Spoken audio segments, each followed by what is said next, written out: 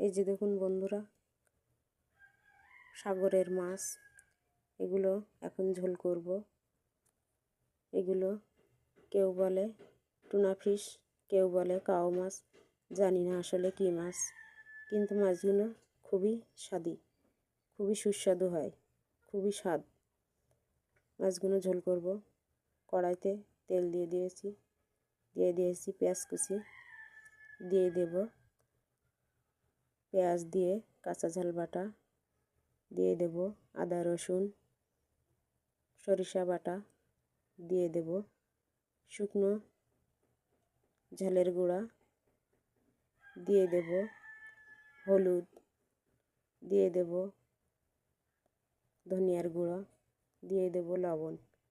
ভালোভাবে কষিয়ে একটু তেল ছেড়ে আসলে দিয়ে দেব মাছগুলো ভালোভাবে কষিয়ে একটু তেল ছেড়ে আসলে দিয়ে দেব পরিমাণ মতো ঝোলগুলো দিয়ে ভালোভাবে হয়ে আসলে নামাবার আগে জিরে বাটা দিয়ে নামিয়ে নেব, নামিয়ে পরিবেশন করব।